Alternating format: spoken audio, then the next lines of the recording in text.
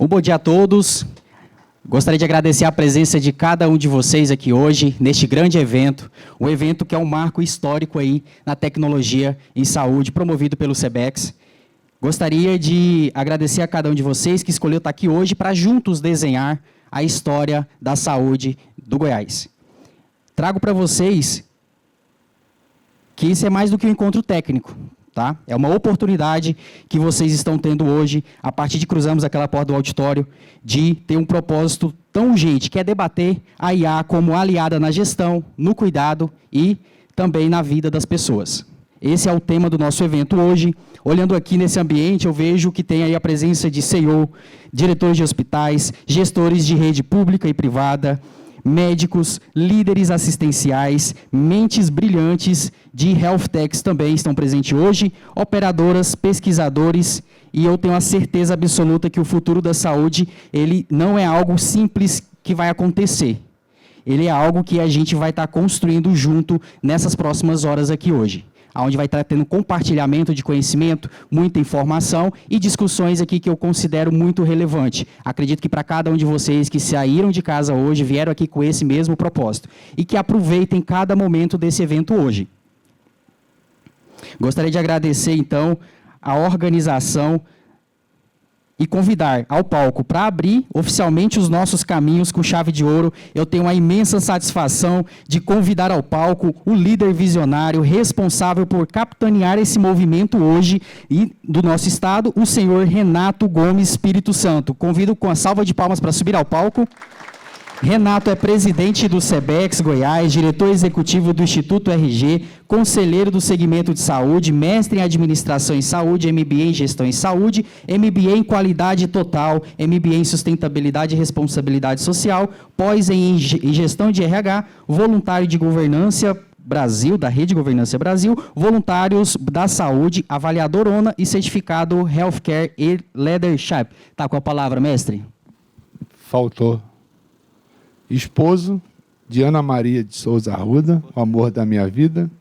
Pai de Bruno Neto, pai de Fábio Neto.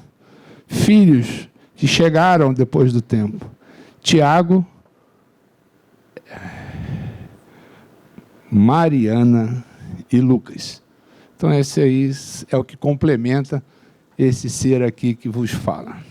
Bom, eu gosto de falar de improviso, né? Chegar aqui e falar. Mas eu falei assim, não vou fazer isso dessa vez, não, porque com esse público seleto, vou trazer uma mensagem aqui estruturada.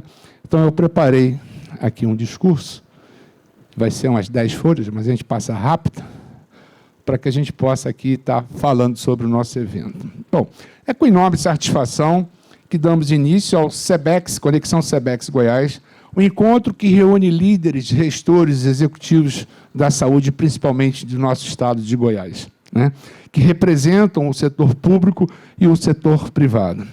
Em nome do Sebex Goiás, do Sebex Nacional, eu os recebo com muita satisfação e muita alegria. Vivemos um período de profundas transformações. A saúde enfrenta desafios cada vez mais complexos, mudanças demográficas, aumento das doenças crônicas, pressão por sustentabilidade financeira, escassez de profissionais em algumas áreas, necessidade de ampliação do acesso e, ao mesmo tempo, a incorporação acelerada de novas tecnologias. Nesse contexto, escolhemos para esta edição um tema extremamente atual e estratégico: inteligência artificial como aliada da gestão, do cuidado e das pessoas.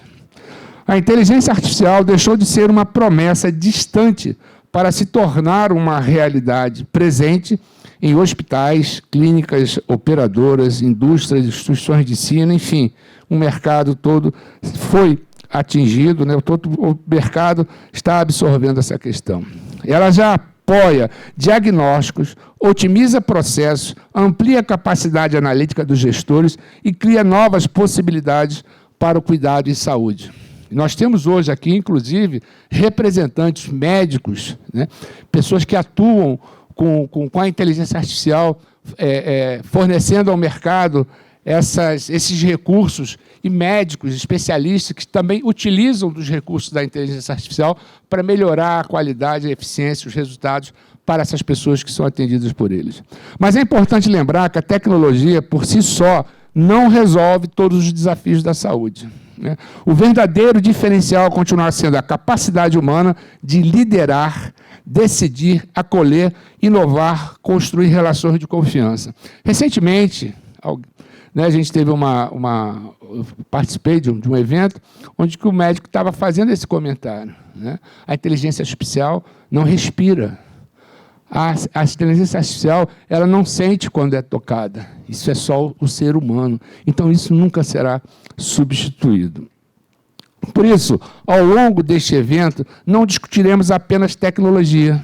Discutiremos pessoas, discutiremos liderança, discutiremos governança, discutiremos ética, discutiremos o futuro das organizações de saúde e como preparar, que é muito importante isso, preparar as nossas equipes para um cenário cada vez mais digital, diverso e dinâmico. O SEBEX acredita que a transformação da saúde acontece quando o conhecimento, experiência e colaboração se encontram.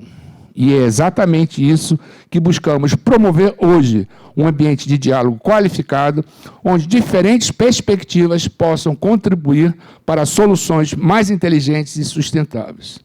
Gostaria também de registrar nossos agradecimentos aos palestrantes, debatedores, patrocinadores, apoiadores institucionais e voluntários que tornaram este encontro possível. A participação de cada um é fundamental para fortalecer o ecossistema da saúde em Goiás e no Brasil. Temos a convicção de que os grandes avanços da saúde nascerão da integração entre tecnologia, gestão e humanização, e que o futuro não será construído apenas pelos que acompanham as mudanças, mas principalmente por aqueles que têm a coragem de liderá-las. Que este seja um dia, um amanhã, de inspiração, conexões valiosas e aprendizados transformadores. Sejam todos muito bem-vindos ao Conexão SEBEX Goiás. Muito obrigado.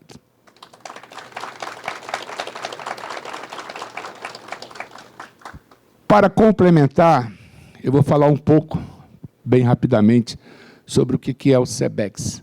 SEBEX, Colégio Brasileiro dos Executivos de Saúde, é uma entidade, uma entidade sem fins lucrativos, né?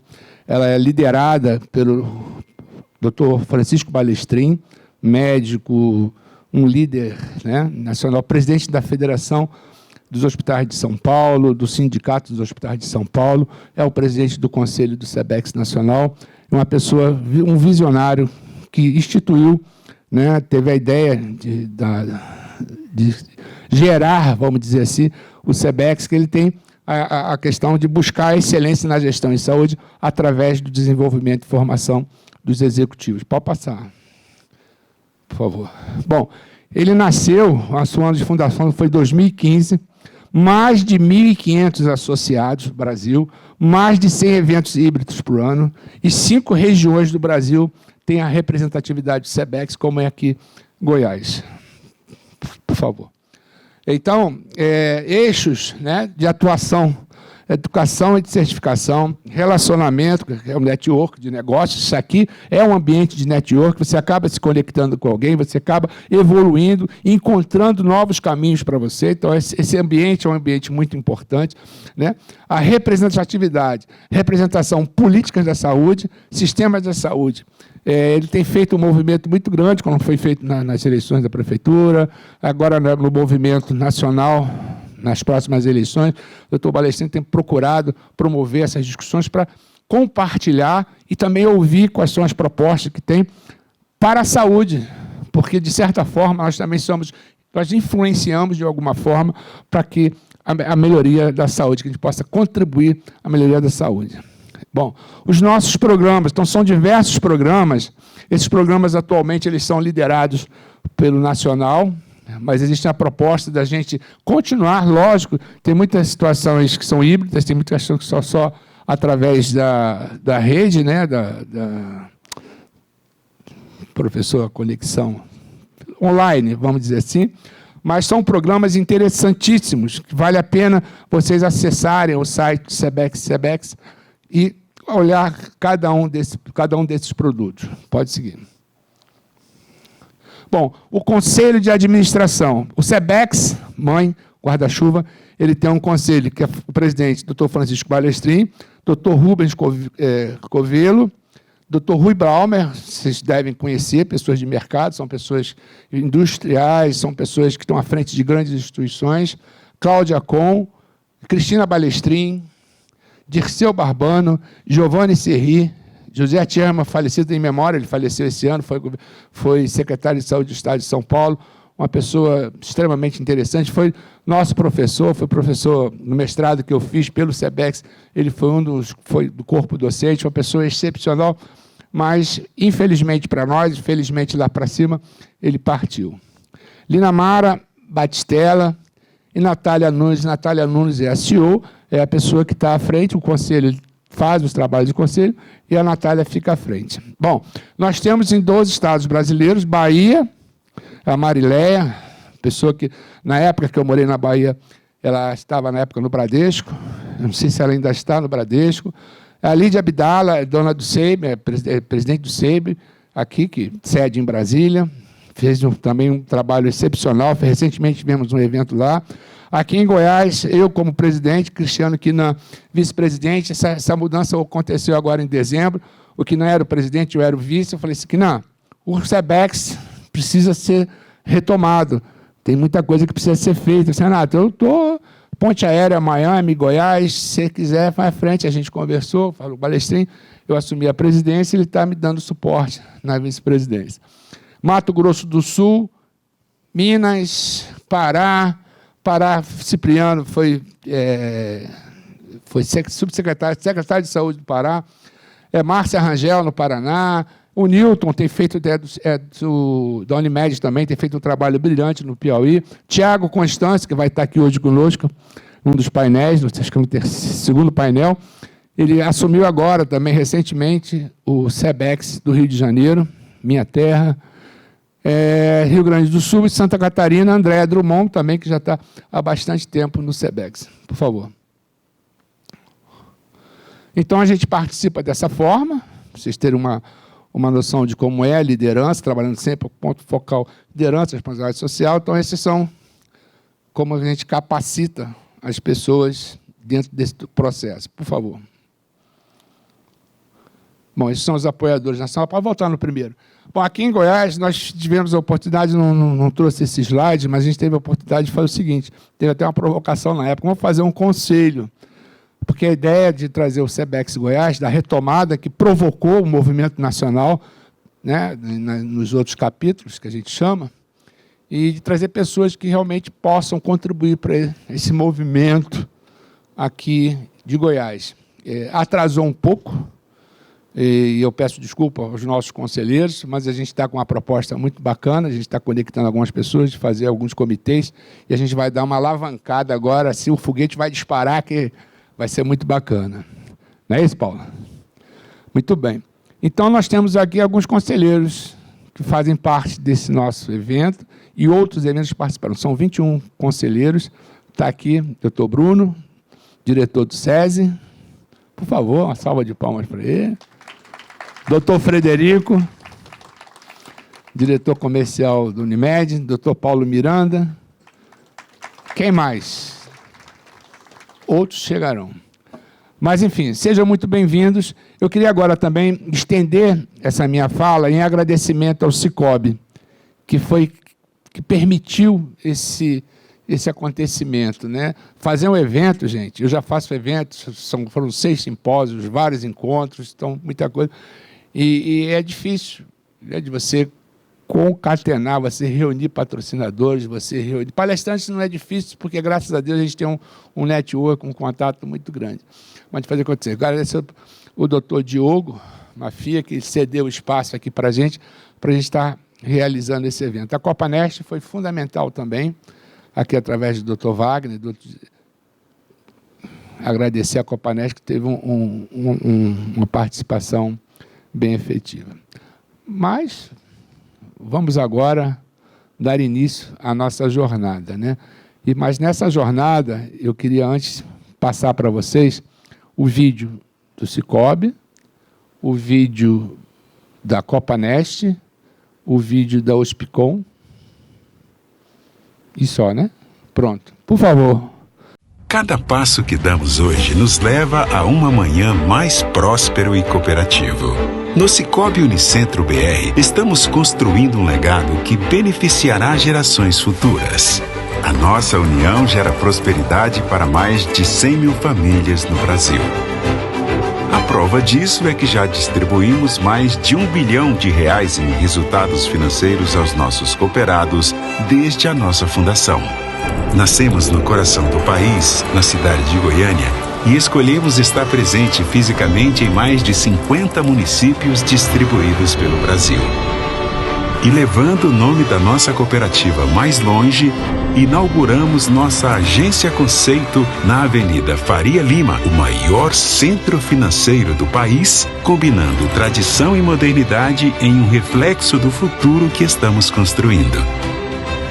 Administramos mais de R$10 bilhões em ativos, fortalecendo nossa missão de promover um futuro financeiro promissor, pregando renda, ampliando o acesso à educação financeira, promovendo a solidariedade e a sustentabilidade e contribuindo para o desenvolvimento das regiões onde estamos.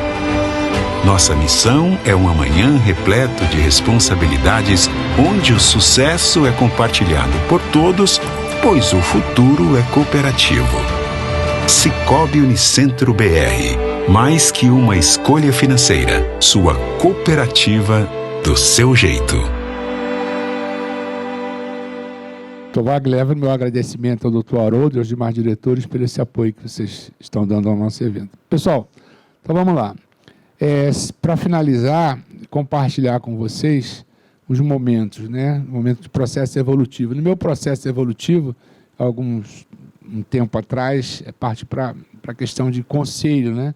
Estar como conselheiro à frente de algumas organizações tem sido um trabalho muito, muito interessante.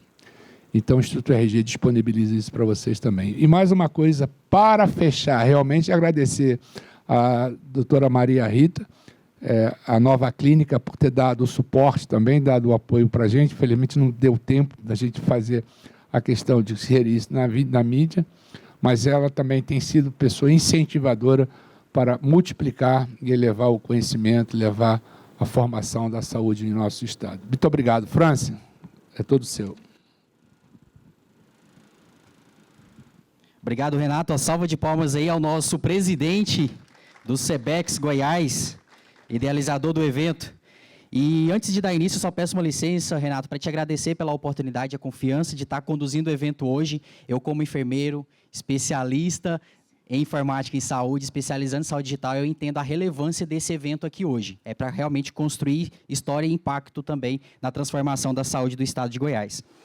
Gostaria também de falar que a inteligência artificial não é apenas uma engrenagem fria feita de códigos.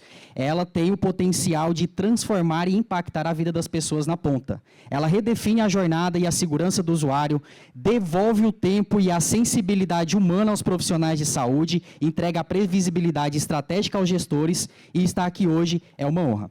Para continuar, então, eu gostaria de convidar já para o nosso primeiro painel, por favor, se puder projetar aí os nossos especialistas. Vamos dar início, então, ao nosso primeiro grande debate.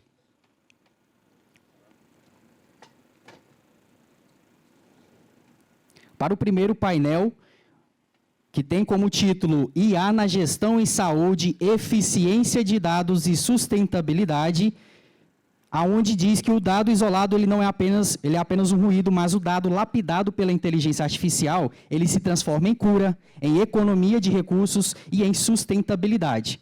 O objetivo deste painel é desmistificar como a IA pode apoiar de forma prática a nossa tomada de decisão, eliminando desperdício e gerando previsibilidade financeira. Para mediar o painel, esse painel de alto impacto, eu convido ao palco o moderador, Dr. Paulo Miranda Filho. Recebam com salva de palmas. médico autista pela PUC-GO, TEDx, speaker, diretor executivo do Hub H2O, diretor de inovação na TME Telecardiologia, palestrante, professor, ocupante de diversos cargos em inovação, a CIEG, CDTI, FIEG, CBEX e ABSS, com formação pelo AXIT, UFG, FIAP e FDC, e também um dos conselheiros do CBEX Goiás. Seja muito bem-vindo, Paulo. Para dar continuidade, então, convido ao palco um dos nossos debatedores, ele que é médico urologista, membro titular da Sociedade Brasileira de Urologia, cirurgião robótico, membro do Comitê Brasileiro de Cirurgia Robótica pela Unimed do Brasil, conselheiro do CBEX, gestor em saúde, fundador, presidente da Unimed. Uma salva de palmas, Dr. Frederico Moraes Xavier. Tem um vasto currículo aí, atualmente também diretor de mercado da Unimed Goiânia, vendas, relacionamento, fidelização de clientes, negociação e também um dos conselheiros do CBEX. Seja muito bem-vindo, doutor Frederico.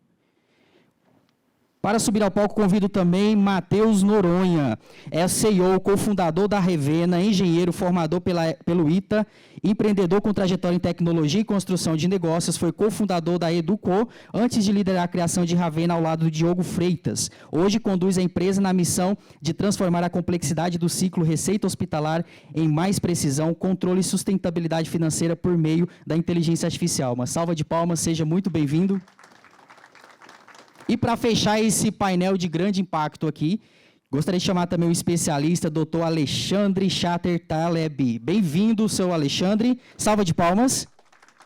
Ele que é médico oftalmologista, presidente da ABTMS, Associação Brasileira de Telemedicina e Telesaúde, professor de telemedicina na FMUFG, doutorado em telemedicina pela USP, coordenador do Núcleo de Telemedicina e Telesaúde da FMUFG. Seja muito bem-vindo. E agora eu vou passar a palavra para o nosso moderador do painel, o Dr. Paulo Miranda, para que conduza esse debate. Pessoal, muito bom dia. Dr. Frederico, muito bem-vindo. Matheus, Dr. Alexandre. Prazer estar aqui com vocês. Acredito que a gente tenha que dar uma acelerada no nosso tempo aqui, que vai ser muito proveitoso. Dr. Alexandre, quero começar com você. Há poucas semanas compartilhávamos palco, algumas ideias. Eu acredito que pode ser muito rico a gente retomar aquela visão cultural, aquela tese que você tem de médico conectado. Eu acredito que nós vivemos aqui num momento lidando com inteligência artificial, que é o tema desse painel, mas, sobretudo, com mudanças muito velozes, e no guarda-chuva de saúde digital, no guarda-chuva de saúde conectada, ter essa visão de médico conector em um evento de executivos de saúde, no qual não é sobre o médico conectado que a gente vai falar, é sobre esse vetor cultural de olhar a lógica de atuar em saúde de maneira diferente, que se expande para outras áreas que não somente a medicina. Gostaria muito que você falasse um pouco sobre isso, porque acaba sendo justamente esse vetor cultural que começa pela pessoa dentro da organização e, de fato, vai impactar, de fato, as organizações de um modo geral. Microfone, você está com ele aí, né? Manda bala, fique à vontade. Obrigado, Paulo. Bom dia a todos aqui do painel, bom dia a todos da plateia. Como o Paulo disse, a gente teve a oportunidade, há algumas semanas atrás, de estar conversando num evento do TED, num TEDx, sobre como é que a gente enxerga o papel do médico nesse novo processo de incorporação de mais essa tecnologia, de mais essa ferramenta que é a inteligência artificial. E eu estava discutindo a questão de que eu não vejo, que muito mais importante do que a gente ter um médico conectado, é a gente ter um médico conector. É aquele médico, e quando eu coloco médico aqui, a gente pode trocar essa palavra por qualquer profissional da área da saúde, mas um profissional da área da saúde que seja capaz de entender o seu papel na gestão desse conhecimento e na utilização dessas ferramentas para melhor cuidado do paciente. A gente não pode perder nunca em vista o cuidado centrado no paciente. E é muito fácil a gente esquecer um pouquinho disso quando a gente coloca muita tecnologia na história. Tem algumas questões que são básicas. Quando a gente fala de termo de consentimento livre e esclarecido, isso não é burocracia, isso é respeito. Quando a gente fala de gestão correta de dados, a gente não está falando de uma coisa mais técnica e burocrática, a gente está falando de segurança. Então, todo o processo envolvido na análise de dados, todo o processo envolvido, desde a coleta, a análise e o output, o que você vai fazer com esses dados, ele exige uma responsabilidade e uma seriedade que nós, enquanto profissionais da saúde, temos que ter a ciência e o conhecimento da nossa importância nesse papel. Não adianta um enfermeiro querer ter um resultado de uma inteligência artificial se ele não for capaz de fazer a inserção correta de dados no prontuário eletrônico para que a inteligência artificial possa ter dados estruturados e, a partir dali, conseguir dar esse resultado. Então, o papel de conector do profissional da saúde, lá a gente estava discutindo especificamente o médico conector, mas o papel de conector do profissional da saúde, hoje eu estou como presidente da ABTMS, Associação Brasileira de Telemedicina e Telesaúde. E eu vejo a ABTMS com um papel muito forte na definição dos quesitos necessários para a formação do profissional em saúde digital. O que a gente precisa ensinar para cada um dos profissionais de saúde na sua graduação ou na sua formação complementar, pós-graduação, que ele possa entender e se inserir de forma correta no processo da saúde digital. Saúde digital não é mais algo que a gente está discutindo se vai acontecer ou se não vai acontecer. Ela está posta, ponto, acabou. É igual alguém não querer usar a internet. Não tem opção para isso. A saúde digital ela não é uma opção. Anteontem, hoje é quarta-feira, segunda-feira, anteontem, foi lançada a plataforma do SUS Digital. A gente trabalha na telemedicina dentro do SUS Digital desde 2007. São 19 anos. Ano que vem, o nosso núcleo de telemedicina aqui na faculdade faz 20 anos. Hoje a gente tem 239 municípios conectados conosco. Dos 246 municípios do estado de Goiás, 239 estão conectados conosco na Faculdade de Medicina, recebendo teleeducação e teleassistência. A formação de profissionais de saúde digital, através da UFG, seja através da ACACIT, ligada ao CEIA, seja através da CEGIS, nos cursos de pós-graduação, é uma realidade que já acontece há 6 anos. Então, a gente precisa fomentar isso e tornar isso público, porque a gente precisa de mão de obra qualificada e que entenda o seu papel na saúde digital, para que o que nós fazemos na gestão possa ter respaldo. Não adianta a gente tentar comprar uma IA super, hiper, tentar desenvolver um agente super adequado, se a gente não tem a base que entende, compreende e fomenta os dados que a gente precisa. Maravilha, doutor. A gente acabou quebrando o protocolo aqui um pouco em relação às apresentações e tendo visto o tempo. Eu achei essa fala ela seria muito introdutória para o nosso painel. Se você ainda assim achar que aquela apresentação faz sentido, a gente vai dar uma encurtada aqui, você pode fazer ela, senão a gente segue. Não, eu coloquei na apresentação, na verdade, só algumas provocações. Solta a apresentação para mim, por favor. Pode passar. Vamos direto para as provocações. Pode ir. Então, vamos lá. O problema hoje não é a falta de dados, é o excesso de dados. O problema é o que a gente faz com ele. Pode tocar. Né? E na verdade, são provocações mesmo. Tá? Se um algoritmo ele é capaz de analisar 40 mil prontuários por minuto, qual que é o papel do gestor? Aonde que eu entro nessa história? Se eu tenho um algoritmo que analisa tudo. Eu tenho uma comissão de óbito. Eu pego todos os óbitos que aconteceram no hospital, eu jogo na IA e a IA me dá em 2 minutos ela me dá uma análise de tudo aquilo que aconteceu. E aí? Qual que é o nosso papel? O nosso papel hoje é cada vez mais crítico. E quando eu falo crítico, é de criticar, não só de ser importante. O nosso grande papel hoje é consciência crítica, é dominação crítica, é critical thinking. Próximo, por favor. Então, a gente sai de uma gestão tradicional, onde o gestor analisava, e a gente parte para uma gestão com IA, onde quem analisa é a IA, e o gestor agora ele vai focar no julgamento, ele vai focar na análise crítica disso. Próximo. Né? E, para a gente refletir, aonde que eu já consegui incorporar a IA no meu processo? Aonde que eu preciso incorporar ela ainda? Passa para frente. Pode ir, eu não vou ficar me atendo aonde que ela está. Né? E, de novo, voltando para a minha fala inicial, a gente não pode perder a noção, e isso para o SEBEX é crucial, isso está no core do SEBEX, que o paciente é o centro do cuidado. A gente ainda está mantendo o paciente no centro do cuidado? A gente está prestando atenção nisso? né?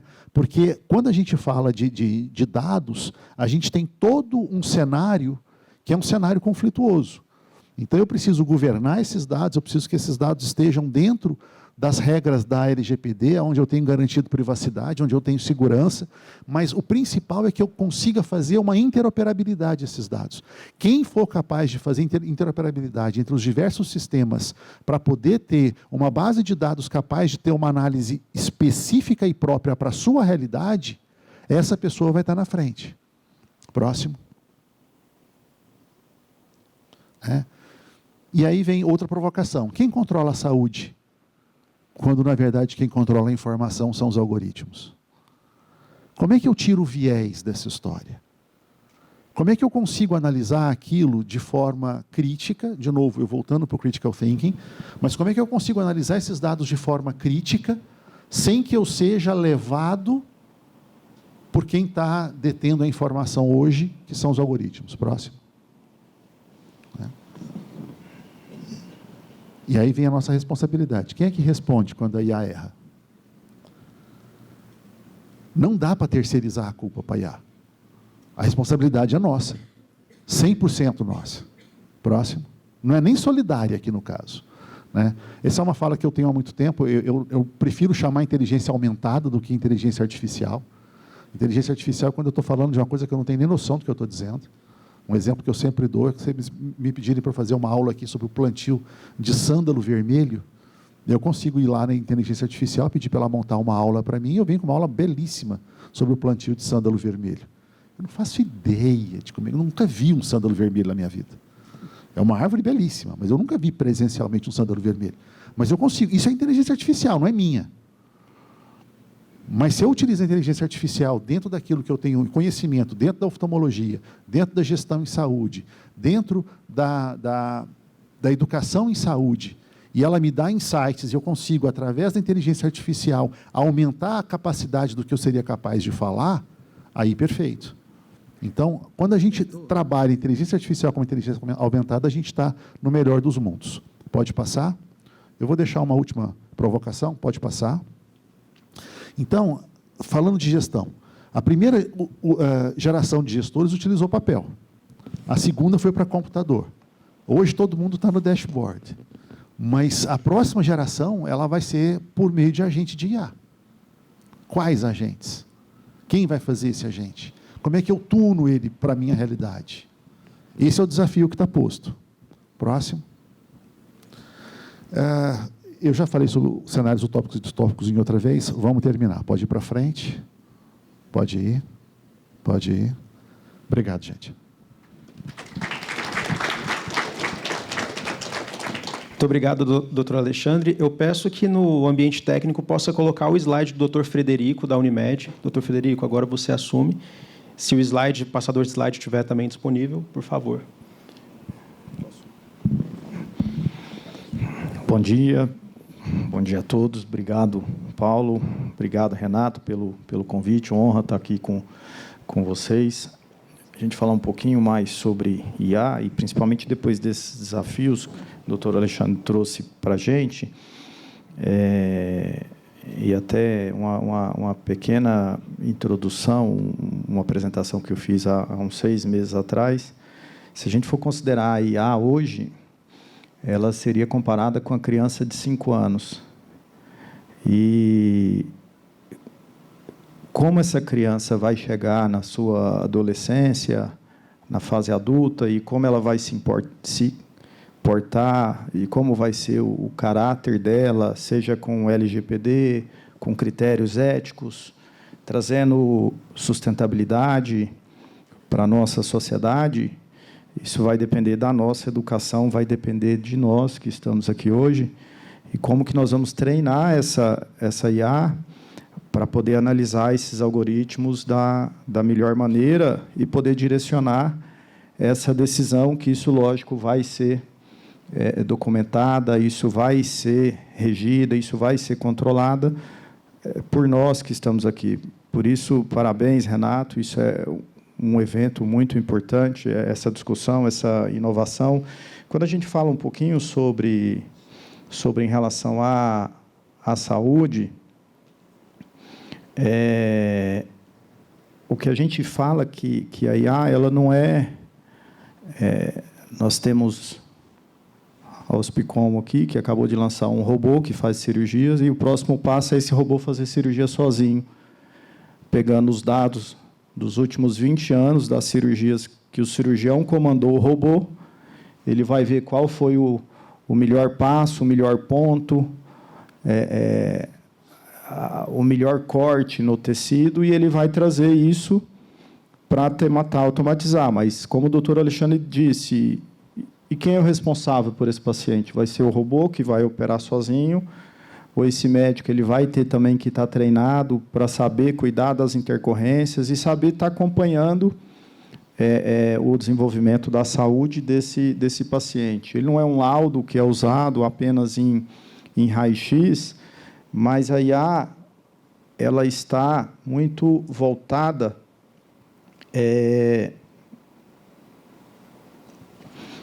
acho que passou 2.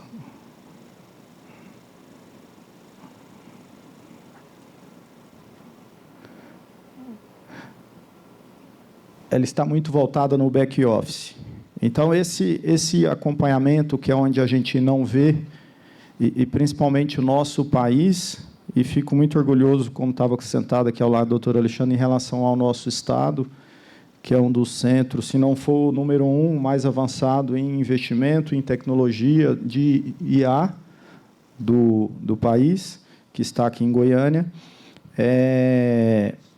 esse acompanhamento do gerenciamento, seja da logística no hospital, seja numa operadora de saúde, seja análise de dados de mais de 200 milhões de pessoas, falando aí em saúde pública, em saúde privada, e desde também trazendo uma prevenção ao longo do tempo, de cuidados simples, como nós já temos hoje em aplicativos, cuidado do sono, cuidado de hidratação, cuidado de frequência cardíaca.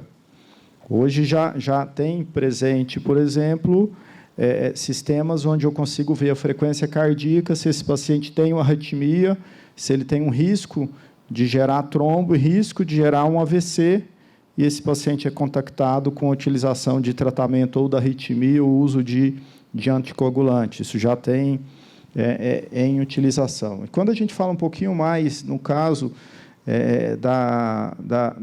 da minha parte, que eu encontro há 6 anos, que é a diretoria comercial da Unimed Goiânia, isso também traz uma assertividade, e não só na operadora, mas na clínica, também no hospital. Então, a IA ela consegue captar, consegue automatizar melhor esse cliente, ela consegue quantificar os perfis em tempo real. Se a gente for pegar, por exemplo, há pouco tempo, da mesma maneira que seria a figura do papel ou do computador, quando a gente ia tentar vender um serviço ou um produto, a gente apareceu na televisão ou no outdoor. Hoje, é lógico que a mídia ela está presente digitalmente, em todos agora que estão aí com celular, e está sendo ativado, e com utilização de IA. E seria importante a gente discutir também o tema que o doutor Alexandre colocou, que é quem regula isso, e o fake news, e a veracidade da informação, né? Quando a gente colocava no SEO, hoje tem um GEO, né? que é quando a gente pega a qualidade dessas mídias, dessas fontes de notícias que trazem para a gente. Então, também reduz o tempo, gera a eficiência na equipe de vendas, quando ela já encontra aquele cliente, seja naquela clínica, naquela especialidade ou naquela área de atuação dentro daquela pessoa. Quando nós falamos em leads, né, existe a prospecção ativa, que são os agentes inteligentes que estão lá na web, nas redes sociais, que geram os anúncios. Sim, a análise preditiva, automação, que tem o próprio chatbot, que faz a triagem inicial, mas não só o chatbot, mas com IA, e gerando também uma landing page 24 horas por dia, e antes desse contato humano e não perdendo esse lead. E, da mesma maneira, também do acompanhamento. Se esse cliente ele entrou, um detalhe simples, né? Geramos ali 8.000 leads, dependendo de determinada campanha. Quantos leads vão ser convertidos? 20%, isso depende do que está sendo vendido. E esses leads que foram perdidos, 80%, eu não posso ficar trabalhando eles depois e melhorando essa conversão. A IA ela traz isso e ela trabalha principalmente esses leads que são mais quentes, são mais qualificados. Quando a gente falar do lead da saúde, né, seria um paciente buscando uma solução para uma dor ou uma necessidade de prevenção. E quando a gente fala, então, da geração de leads, seja em consultórios, clínicas, hospitais, nós podemos, sim, a hipersegmentação em campanhas preditivas, analisando ali com base de CRM. Nós podemos também a automação da triagem, da conversão e até mesmo a redução também das faltas. Na operadora, como a Unimed, que nós temos 400 mil clientes, todo mês saem, em média, 5.000 clientes. Por quê? Por inadimplência. Ou ele esquece de pagar a fatura, ou ele perde o emprego, ou ele realmente por uma questão financeira. E a maioria desses clientes, mais de 80% desses clientes, são clientes bons, são clientes que têm uma sinistralidade, um resultado para a operadora bom. E, às vezes, até por isso que ele sai como, às vezes, a prioridade. Não estou precisando agora, porque precisa desse foco e ainda cultural, que é essa mudança de transformação que eu preciso cuidar. Eu não tenho nenhuma doença, eu não preciso de nenhum cuidado. Essa perspectiva errada que nós tínhamos no passado. O que nós fazemos com esses clientes? A gente busca, e através de AI. Quem que a gente busca primeiro? A gente tem que buscar aquele melhor cliente, e a gente tem que ficar segmentando ele e buscando ele. Com isso, a gente trouxe uma área de retenção de mais de 90% desses clientes. Então, esse cliente ele tem a inadimplência, os contratos são bloqueados, alguns, depois de um certo tempo, são cancelados, mas com IA, e depois, sim, em caso, com o humano por trás, esses clientes eles são recuperados, e é preciso, que eu acho que quando a gente fala em sustentabilidade, que a gente diz em relação à IA, em relação à sustentabilidade financeira, o custo com saúde, ele vem se aumentando muito, com novos medicamentos, mas também vem aumentando, às vezes, com uma hiperutilização, às vezes, sem uma orientação, sem um gerenciamento, ou sem uns protocolos, né? Um detalhe simples, quando a gente fala em saúde, a gente pode, desde uma prevenção, desde um diagnóstico precoce.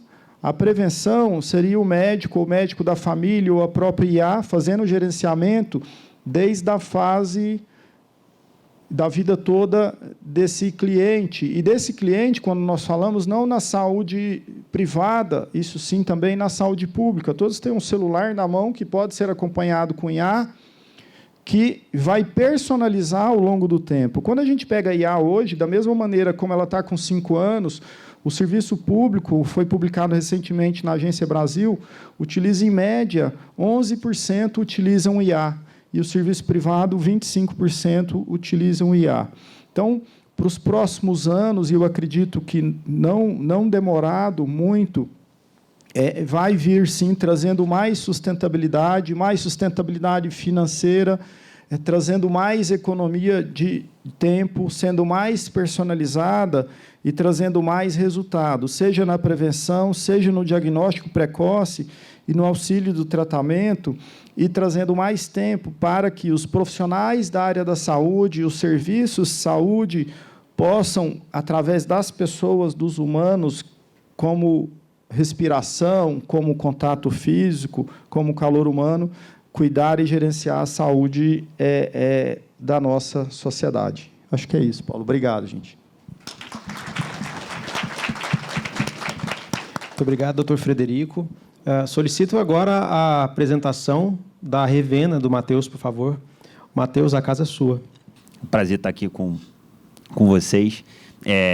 Eu fiz engenharia no ITA, trabalhei muito tempo com tecnologia. Eu fundei uma empresa ainda dentro do alojamento do ITA, lá em São José dos Campos. A gente fica em São Paulo hoje.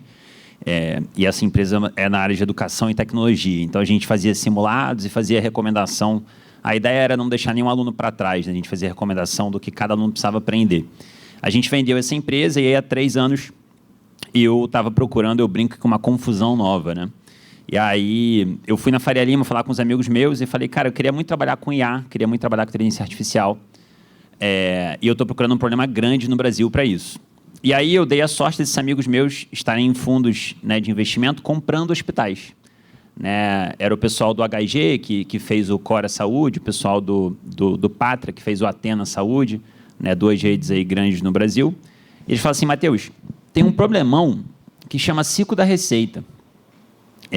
Cara, a gente tem centenas de pessoas fazendo isso aqui e assim, a gente comprou o hospital, o faturamento era lindo, mas o caixa não vem. E aí eu falei, cara, não é possível, vocês são bons de planilha, né? Isso aí não deve ser uma coisa tão difícil assim de resolver. Eles falaram, cara, você está subestimando, é difícil sim. Só que eu era engenheiro, nunca tinha, sei lá, né, visto uma conta médica na vida, né? Eu nunca tinha visto um espelho da conta, não sabia o que era um TASI, o que era MV, não fazia a mínima ideia. Aí, beleza, aí tinha um hospital em São José dos Campos, que era um hospital infantil do câncer, né, infantil oncológico, e eles usavam minha plataforma de educação com as crianças que estavam em longa permanência lá com eles. Aí eu bati na porta e falei assim, cara, eu quero aprender sobre o ciclo da receita. Vocês têm esse problema? Ele falou, cara, a gente tem esse problema. Falei, me dá uma cadeira aí no financeiro para mim e para o Diogo. O Diogo é um amigo meu que formou comigo no ITA e ele é engenheiro da computação. Me dá uma cadeira aí que eu vou aprender sobre faturamento. E aí eu achei que ia aprender sobre faturamento em 1 mês. Em 1 mês não tinha aprendido nada, em 2 meses não tinha aprendido nada. Demorei uns 6 meses para saber onde é que eu estava me metendo. Primeira reunião que eu fiz com a enfermeira auditora, eu falei, gente, que loucura. Que é isso aqui, cara? Como é que inventaram isso, né? Quanta complexidade, né? Eu fiquei, assim, completamente abismado. Virei para o Diogo, meu sócio, falei assim, cara, onde é que a gente se meteu, cara? A gente não é médico, a gente não é enfermeiro. A gente vai ficar aqui, né? Enfim. E aí, uma brincadeira que a gente fez lá na época, um teste, na verdade, o que a gente fez, né? A gente pegou uma conta médica, terça-feira de manhã, no meio do mês, trouxe um cafezinho, um bolinho para o time de faturamento, etc., botou o pessoal fazer a conta. A conta, sei lá, deu 10 mil reais. Aí a gente pegou a mesma conta, limpou ela do que o pessoal tinha colocado e deu sexta-feira, 4h30 da tarde. A conta, que na terça era 10 mil, na sexta-feira você acha que deu conta? Deu 9.600. Aí eu falei assim, caramba, cara, então o faturamento do hospital depende da paciência que a pessoa está no momento que ela faz a conta. Aí isso na minha cabeça, pum, explodiu, né? Eu falei assim, cara, que loucura, cara. Então, tipo assim, se você tiver com um filho doente, a conta sai diferente. Se você tiver apressado, a conta sai diferente. Se você tiver calmo, tranquilo, com um cafezinho do lado, a conta sai diferente. Aí isso aí me deu, né, um insight. Esse foi a sementinha do insight da revenda lá na época. Aí eu virei pro Diogo e falei assim, cara, acho que tem alguma coisa legal aí. Aí a gente desenvolveu nosso produto. A gente percebeu, né, que era um prato cheio para IA, porque como é que você faz uma conta perfeita, né? Você passa um pente fino no prontuário, passa o pente fino no contrato, né? Se você tiver tempo, você confere todos os códigos, todos os preços, todas as quantidades, todas as justificativas, você faz uma boa defesa da conta com o auditor externo e você manda, né? Só que isso eu falei para um paciente, você tem um monte, então como é que você faz, né? É praticamente impossível. E aí eu percebi que isso era um grande problema e tal, e a gente começou a revenda, né? E aí as coisas, graças a Deus, deram certo. Hoje a gente está em 4 das 10 maiores redes do Brasil, né? Então, Beneficência Portuguesa, Hospital Quero, Cora, o Atena que eu contei para vocês, alguns hospitais da ANAP. Estamos fazendo o POC em grandes hospitais já do Brasil. A gente teve um sucesso legal assim, em captação de investimentos, acho que IA hoje é uma coisa que ainda custa caro, né? Assim, tudo que a gente fala de IA hoje a gente paga em dólar, né? Então, todas as empresas, né, que oferecem modelos, é tudo em dólar, e não sei se vocês estão acompanhando, mas assim, se tornaram as maiores empresas do mundo, né? Então, é todos os dólares que a gente está pagando para essas pessoas. A Revena conseguiu aí, hoje a gente captou quase uns 50 milhões de reais. E aí, isso aqui é interessante, a letrinha está pequena, mas olha só que legal, né? Isso aqui é uma pesquisa que a McKinsey fez com 215 gestores globais de saúde, né? Tanto hospitais quanto operadoras. E aí eles perguntaram quais eram as 5 maiores prioridades para aplicação de IA dentro do contexto deles. E aí o que chamou atenção foi que o primeiro lugar e o segundo lugar foram no ciclo da receita, né? Então, o primeiro lugar, está meio quebradinha ali a letra, mas é melhorar a gestão de glosas e recursos. E o segundo lugar é aumentar a precisão de codificação e documentação, né? Para você garantir a documentação clínica, os códigos corretos de procedimentos, etc. E esses dois, eles apareceram em 57% e 56% das vezes. Todos os outros, o terceiro lugar é melhorar a prevenção de glosas, que apareceu 54% das vezes. Todos os outros apareceram menos de 40% das vezes. Então, assim, o que eu senti quando eu entrei na saúde? Quando eu entrei na saúde, eu sabia que eu precisava de capital, e eu fui captar dinheiro, né? Quando eu fui captar dinheiro com o investidor virou para mim e falou assim, Matheus, você é maluco. Por quê? Porque saúde não tem dinheiro, cara, todo mundo apertado. O mercado está todo, né, especialmente depois da pandemia, quando a gente começou a Revena em 23 para 24, então era um momento que estava mais apertado que agora ainda, porque a operadora tinha vindo de um sinistro muito grande, estava todo mundo precisava se apertar muito. E ele falou, cara, você não vai conseguir entrar nesse mercado aí. E aí, o que eu percebi, gente? Para hoje na saúde, a inovação em inteligência artificial, ela precisa, aí isso tem uma parte boa e parte ruim, né? Ela precisa gerar resultado no dia zero. Qual que é a parte boa disso? A parte boa é que você consegue gerar resultado rápido, né? A parte ruim é que tem muita coisa que você poderia fazer com mais calma para gerar resultado um pouco depois, só que você hoje... Assim, a verdade é que poucas instituições do Brasil têm dinheiro para investir para a perspectiva de 1, 2, 3 anos. A maioria precisa de resultado amanhã. Essa é a real. E aí, em ciclo da receita, a gente consegue gerar um resultado rápido, né? Então, hoje a gente faz uma POC em 3 semanas, mostra para o hospital um quanto tempo, né, que ele consegue, o quanto de eficiência que ele pode gerar mais. Então, é uma coisa que ajuda muito, né, hoje, a perspectiva dos hospitais. E aí, um pouco do que pode ser gerado dentro do ciclo da receita, hoje a gente consegue evitar todos os tipos de perda de receita, vou mostrar para vocês como, deixar mais eficiente, né? Então, assim, imagina que hoje, né, um prontuário de 5 dias de internação, quando eu falo prontuário, eu falo de evolução, prescrição, laudo, exame, etc. É aquele calhamaçozinho de página, dá umas 50, 60 páginas.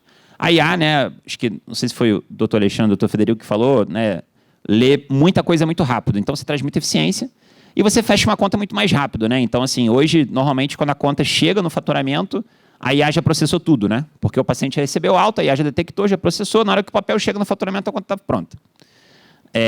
E aí, o que é isso na prática, assim, gente, que eu acho que é legal mostrar, né? Então, essa aqui é a complexidade que vocês conhecem, né? Então, uma internação de 5 dias, um prontuário tem 200 páginas, os contratos, né? Você tem diversos contratos, tanto dentro do hospital quanto dentro da operadora, e mesmo hoje, né, nas versões mais novas de TASI, MV, etc., isso dá muito trabalho de fazer, né? E eu, assim, sinceramente, eu que não vim da saúde, sinceramente, eu acho que, às vezes, eu olho assim, eu falo, cara, o ciclo da receita foi montado, assim, de maneira muito complexa, sabe? Tipo assim, parece um problema quase impossível de resolver, né? Tipo, é muito complexo, porque isso aqui que eu estou mostrando na tela para vocês é um paciente. Tipo, 250 páginas de prontuário, você tem que bater com os diversos contratos que você tem para colocar dentro do RIS, então é uma coisa bem difícil de fazer. Aí depois eu posso mostrar os números, vou mostrar para vocês alguns exemplos.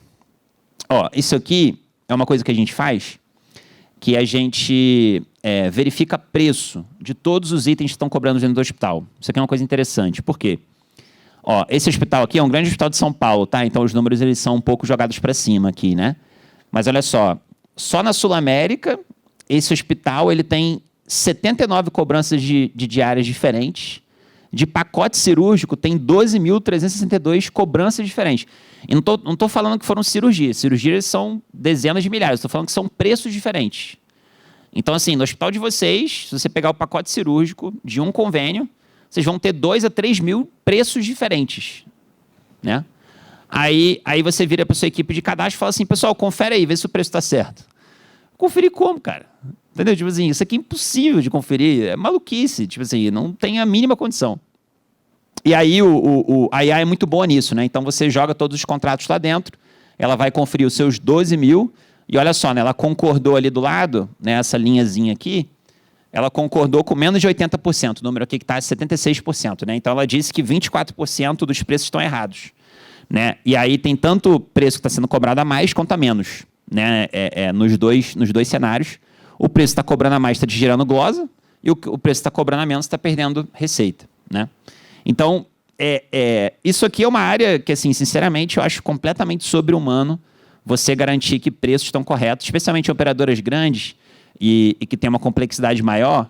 Você pega, às vezes, uma Sul América da vida, os preços variam por tipo de plano. Aí você vai ver as redes, tem 40 redes. Aí você fala, cara, meu Deus, aí todo mês chega um comunicado de uma rede nova. Então, assim, virou uma loucura o cadastro. Né? Isso aqui é uma coisa muito complicada de resolver. A outra coisa que a IA faz muito bem... Então, por exemplo, aqui agora eu desci profundamente para mostrar para vocês uma coisa interessante. Né? Isso aqui é uma análise de um paciente, de um item que é o equipo, né? Que é um item muito usado. Olha que interessante, né? A IA... Como é que você confere o número de equipes que o paciente usou? Isso é uma coisa bem difícil de fazer, né? Por quê? Porque se você for ver na anotação da enfermagem, alguém aqui tem um hospital que a enfermagem anota todos os equipes que troca? Ninguém, né? É muito difícil, é impossível, né? E realmente não tem como, né, gente? Isso aí é uma coisa bizarra, né? Não tem como anotar tudo. E aí o doutor Alexandre trouxe muito isso, né? Se as informações não estiverem no sistema, como é que você faz? Né? Então você tem essa dificuldade. Aí como é que a gente treina a IA? A gente treina a IA para, na verdade, olha só, não olha a anotação do... Ela traz a anotação aqui do lado, então aqueles trechos do PEP ali, está falando, por exemplo, a enfermeira Marina evoluiu que trocou, o auxiliar Adriano, o técnico, né? Mas o que ela vê? Ela vê os medicamentos que o paciente tomou, porque a checagem é mais confiável, e ela, a partir do medicamento, vê via de administração e vê como aquele medicamento chegou até o paciente e o que ele usou, qual material que ele usou para chegar no paciente. Então, hoje a IA já é capaz de fazer isso. Então, hoje, você consegue entrar em um paciente, em um item, e ver quantas vezes foi trocado, em que momento e quais foram os medicamentos que estavam sendo usados com esse equipo. Por que isso é importante, gente? Porque saúde precisa de auditabilidade. Saúde é 10% do PIB do Brasil. Saúde, na verdade, é 10% do PIB global. Né? No Brasil, é R$1 trilhão. Né? Então, é dinheiro demais. Se a gente não souber onde é que cada real desse está indo, onde é que a gente vai parar, entendeu? Não tem como. A gente tem que saber onde é que todo esse dinheiro está indo. E outra, né? População envelhecendo, precisando de mais cuidados. O doutor Frederico falou, o preço subindo das coisas. Né? Ele sabe porque ele está pagando custo, né? Está pagando custo todo mês. Então, assim, se você tem uma população que envelhece, precisa de mais cuidados, a pirâmide etária do Brasil, né, trocando, né? O preço subindo mais que a inflação média do país, precisa de eficiência, senão a gente não vai conseguir mais pagar a conta. Aí tem outros exemplos, então, por exemplo, manta térmica, né, ela pega todas as evoluções de prescrição médica, etc., quer dizer, de evolução médica, medicamentos que estão fora do pacote, gasoterapia, que é um problemaço também, porque você mediu quanto que um paciente usou de oxigênio, é praticamente impossível, assim, você tem que fazer quase uma inferência em cima de evolução de fisioterapeuta, é muito difícil. Aí, claro, tem hospital que implanta checagem, mas o pessoal tem que usar bem. Então, o legal da IA, assim, é que, por exemplo, a gasoterapia, você consegue falar, olha a evolução do fisioterapeuta, vê como é que está medindo, né, a saturação do paciente, olha a evolução do médico, vê se tem prescrição, olha a checagem de oxigênio, vê se tem também, e ela faz uma análise de todas as informações possíveis e aí ela emite uma conclusão. Isso é muito útil, sabe? Só que, se você for parar um ser humano para conferir o uso de gasoterapia de cada paciente do seu hospital, você precisa de quantos seres humanos? Muitos, né? E que trabalho chato também, né? Quem que vai ficar querendo fazer isso o dia todo? Né? Insuportável. E é isso, gente. Eu acho que tinha um obrigado aqui, acho que o obrigado sumiu. E aí eu acho que o futuro aqui, né, para finalizar, eu acho que daqui a um tempo, você tem hoje a dinâmica no Brasil, né, das operadoras e dos prestadores de saúde, né, especialmente dos hospitais. O que a gente imagina de futuro é que, por exemplo, a IA que está sendo usado lá com o Dr. Federico na Unimed, ela vai comunicar diretamente com a IA que o hospital está usando também. E aí, esse tipo de conferência de o que usou com o paciente, o que não usou, o preço está certo, o contrato está certo, o código está certo, vai ser feito por agente IA. Porque a primeira vez que eu descobri que ia um enfermeiro auditor presencialmente no hospital para conferir conta, eu não sei, assim, acho que vocês já se acostumaram, mas eu também agora já me acostumei. Mas não é impressionante isso? Como é que vai alguém in loco dentro de um hospital para ficar conferindo conta? Isso é muito doido. Entendeu? Tipo, a gente tem que deixar isso mais simples, mais claro, e vai para conferir, muitas vezes tem uma dificuldade de conferir, né? Então, acho que o futuro é esse. Acho que o futuro, especialmente administrativo da saúde, acho que o doutor Alexandre também falou sobre interoperabilidade, as coisas vão ser mais conectadas e as informações que vocês viram aqui, o agente trazendo, vão ser as informações que a operadora vai receber, a conciliação vai ser feita mais fácil. E aí os seres humanos, o que eles vão fazer, né? Eles vão sentar na mesa com os dados corretos, auditados, a um clique de distância, para conversar sobre a relação comercial. E não para ficar discutindo um monte de conta médica, detalhe, etc., que hoje consome muito do nosso tempo, muito da nossa energia. Né? Então, é isso que é o sonho aí da Revena que a gente está, né, trabalhando todo dia para caramba para resolver. Tá bom? Obrigado. Eu solicito à equipe técnica, se esse slide de obrigado existir aí, estiver aí no arquivo, para deixar aqui, porque é importante se conectar com o Matheus, né? E, sobretudo, fiquem à vontade, principalmente pós-painel. Matheus, eu vou ficar com você em relação a esse ambiente do qual, na saúde, existe o santo graal do prontuário único, né? Uhum. Contas médicas precisas é um outro lado que não seria esse santo grau, mas seria uma dor gritante, né? Realmente universal aqui no Brasil.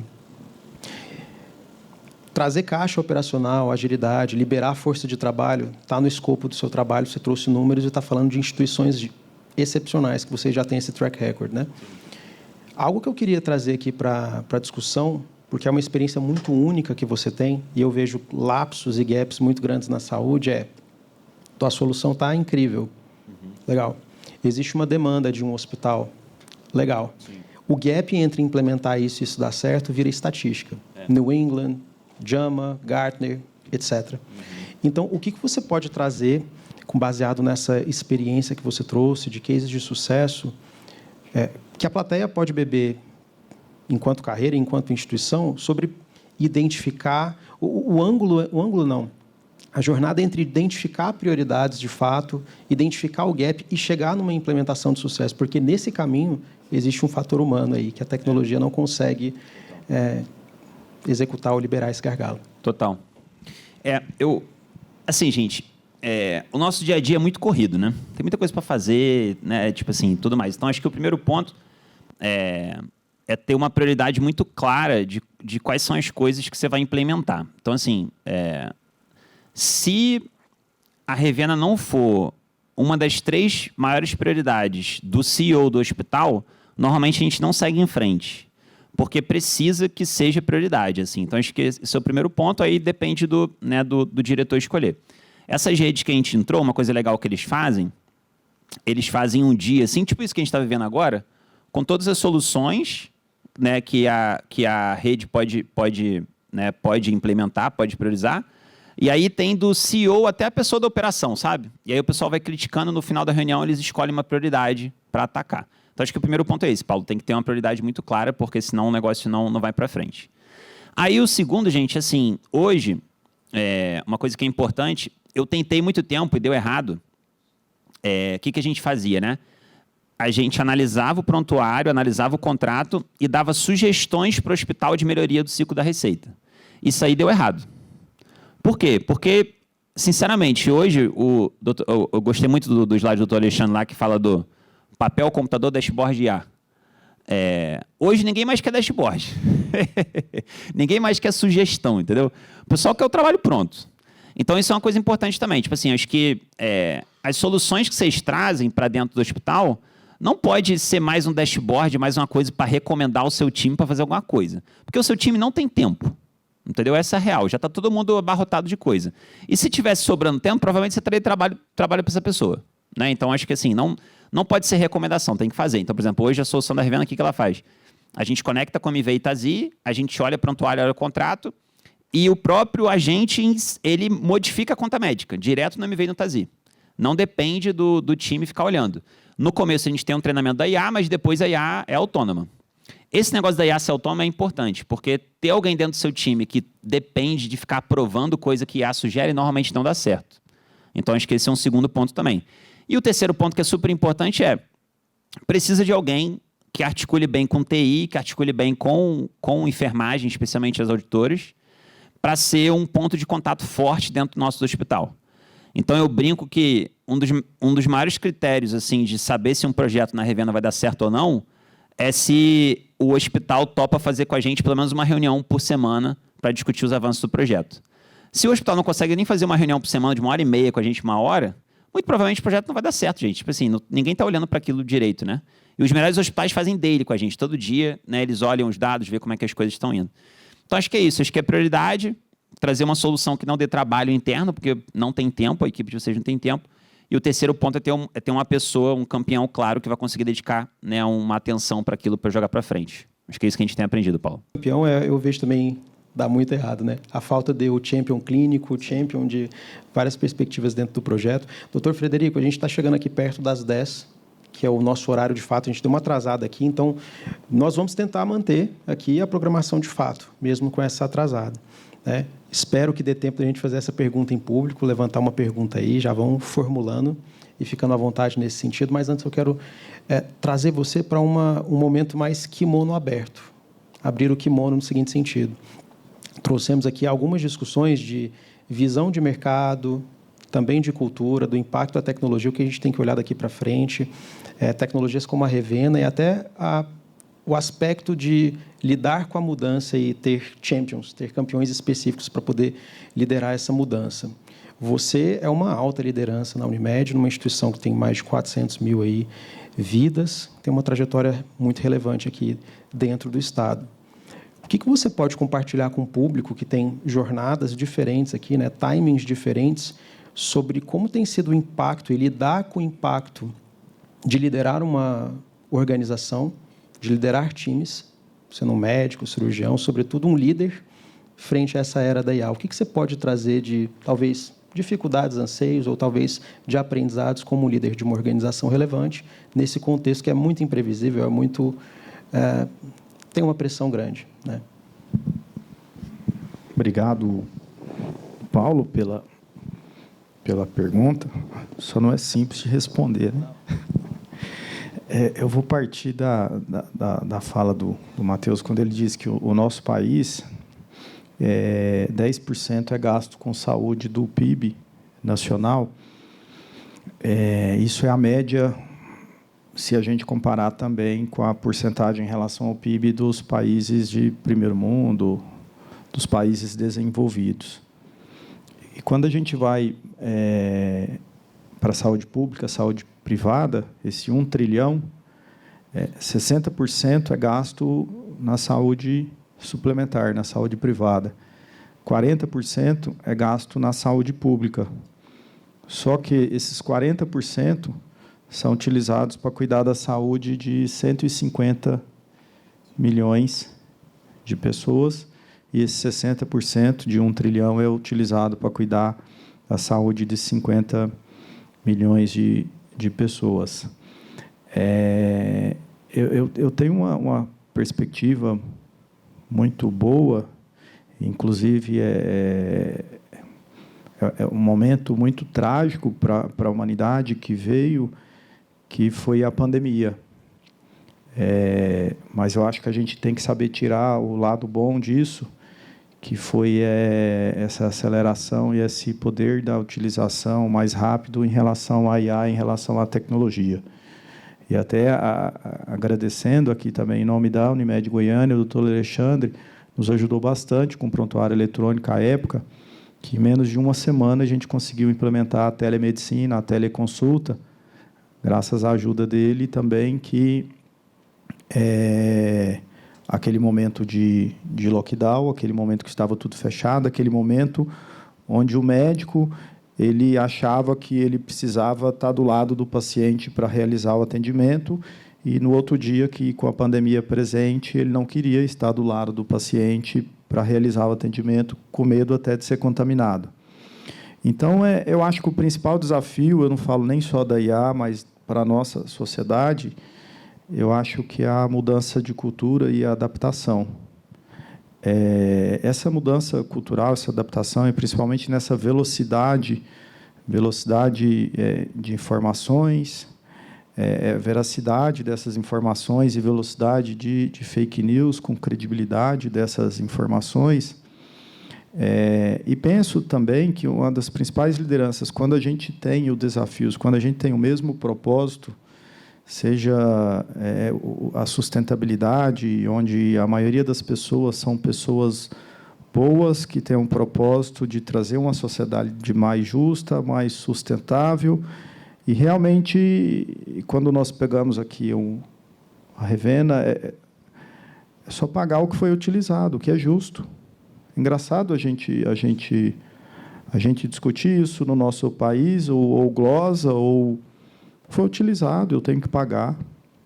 Isso é o mais correto, mas a gente tem que ter uma plataforma em relação a isso. Então, eu fico feliz, e a perspectiva que eu tenho em relação à IA, e quando a gente vê a baixa utilização ainda, que isso vai ser cada dia mais personalizada, ela vai trazer mais economia, ela vai trazer mais economia de desperdício, ela vai trazer mais personalização no cuidado da atenção das diferentes populações, de gênero, de idade, de regiões. Ela vai trazer, sim, mais prevenção. Eu acredito que ela vai ser e vai trazer mais sustentabilidade. Mas, sim, a gente tem que desarmar um pouco e pensar nessa mudança cultural e tentar adaptar. E a gente vê, isso não é recente, Darwin já dizia isso, que aquele que fica, que persevera, aquele que realmente ganha, é aquele que se adapta mais rápido às situações. Eu acredito que a gente adaptando, mas a gente controlando essa IA e utilizando ela de uma maneira ética, eu acredito que nossa sociedade, sim, vai ter todo o benefício. Muito obrigado. Esse é o grande ponto de inflexão da era, né? Essa adaptação. Por outro lado, a IA justamente consegue trazer uma visão de equidade, como nunca antes na saúde, né? Pessoal, alguém tem uma pergunta? Vamos abrir ao público aqui. Sou enfermeira, sou auditora e trabalho numa operadora de saúde, na área de faturamento. E gostaria de saber como que você pensa. Você falou em códigos, falou em itens, nas atualizações dos códigos, ou o que a ANS tira do seu rol. Que isso é o que a gente vê dos grandes problemas, que quando vai fechar a conta, não consegue, né? Porque mostra erros de código ou de precificação. Boa. Como é que é o seu nome mesmo? Thaís Giraldi. Thaís. Ô, Thaís, obrigado aí pelo elogio, fico feliz. Então, gente, essa parte de contratos, rol da ANS, qual que é o desafio? O desafio é assim, eu vou ser um pouquinho técnico, acho que vale a pena. Tipo assim, hoje, um desafio da IA chama contexto, né? Então, se você abrir a sua pastinha do comercial, quem aqui já abriu uma pastinha do comercial de hospital? Dá medo, não dá medo? Assim, tipo, você olha assim e fala assim, meu Deus, 1.500 PDFs mesmo que tem dentro desse hospital aqui.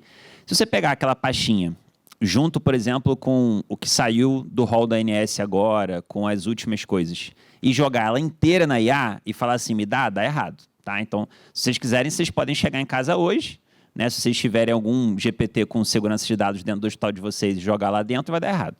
Então, assim, tem o desafio disso, Thaís, é você ensinar para a IA que, cara, olha só, o rol da ANS ele pode ser a qualquer momento atualizado, ou ele tem uma data específica para ser atualizado.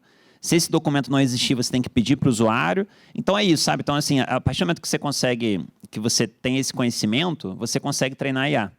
E aí, o que a gente teve que fazer? Eu nunca imaginei isso na minha vida, mas hoje a Revena, ela tem, acho que, 40 enfermeiros auditores dentro da Revena, que eles são as pessoas que têm esse conhecimento que você tem, que ensinam para IA, né, a fazer isso. Então, a gente teve que fazer esse casamento, né? Então, hoje é engraçado. A gente tem uma sede lá em São José dos Campos, porque como a gente contrata muito desenvolvedor no ITA, e aí na mesma mesa senta um desenvolvedor e a enfermeira. E eles ficam trocando esse tipo de ideia assim para desenvolver esse tipo de coisa. Eu achei que ia dar errado, até que está dando certo. Porque, né, os meninos são muito nerds, né? E as enfermeiras acho que ficam com peninha deles serem tão nerds assim, aí até faz um acolhimento ali com eles e tal, né? Então rolou uma relação legal assim de trabalho, de amizade, que está dando certo. Então, acho que é isso, tem que juntar força, sabe? Tipo, esse tipo de coisa que você sabe, a gente que vem de tecnologia não sabe. Então, mas se a gente se conversar, a gente consegue. E aí consegue isolar o contexto da IA, né, que estou falando, e aí não fica difícil de fazer esse tipo de coisa, desde que você seja preciso, dar o contexto para IA certinho, entendeu? Se você jogar o seu pastinha de comercial e todas as coisas da ANS lá dentro, vai dar errado, entendeu? Então, esse é como a gente faz hoje. Isso é como a gente faz. É muito importante, né? Acho que o Sebex deve oferecer, né, Renato, esse tipo de especialização em IA, né, é super importante, porque facilita muito. Quando a gente chega no hospital e tem alguém que já fez alguma formação dessa, ajuda bastante a implementação do projeto também. Mais uma pergunta? Com anestesiologista. Eu queria fazer uma pergunta para o Matheus. Se em algum momento essas medidas estão sendo feitas visando o melhor desfecho para o paciente. Porque a gente fala em ciclo de receita, mas como meu colega Alexandre falou, nosso foco é no pagador. Sim. O pagador é o cliente, o pagador é o beneficiário. Muitas dessas medidas a gente beneficia o mau atendimento. Então, em qual momento isso vai entrar nessa equação? Porque todas essas medidas e esses processos, eles precisam ser o mais eficiente, com os menores custos, sustentável, atendendo o beneficiário e também pagando dignamente os honorários, né?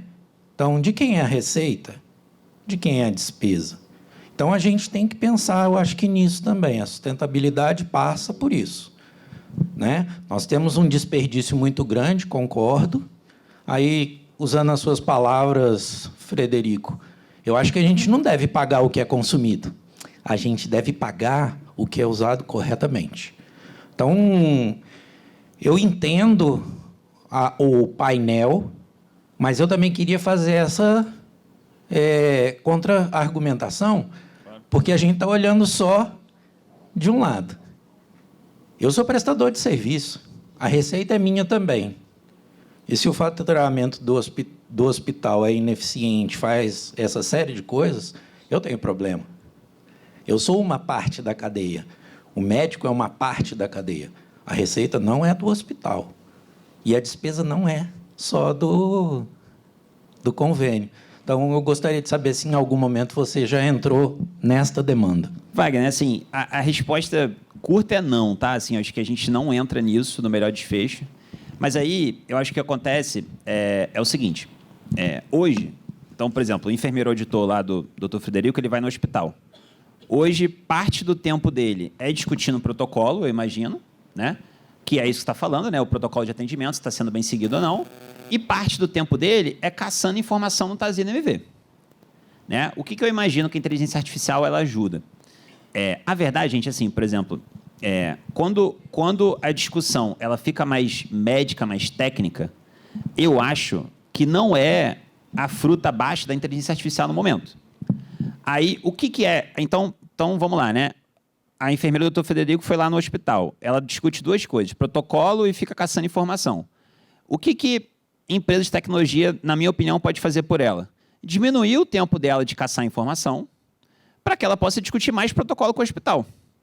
Porque essa discussão é uma discussão mais técnica, eu acho mais difícil da inteligência artificial entrar. Então, acho que esse é o primeiro ponto.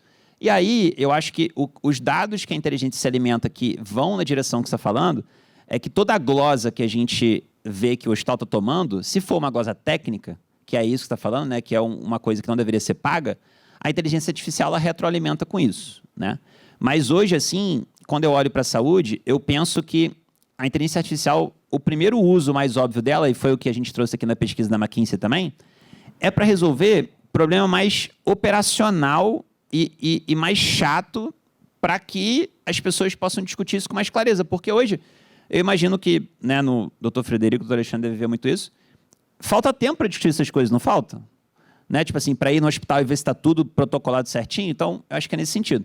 E a outra coisa são os pacotes, né? Quando a gente olha para pacote, então, se o paciente ficar um dia a mais no hospital, o hospital que paga a conta, né? Então, a gente, né, aí o hospital ele gera a demanda para a gente falar assim, olha, a gente tem que entender por que esse desfecho está gerando uma diária a mais. Eu não queria que gerasse, né? Então, são as perspectivas que a gente tem, não resolvido ainda, mas é o que a gente tem feito.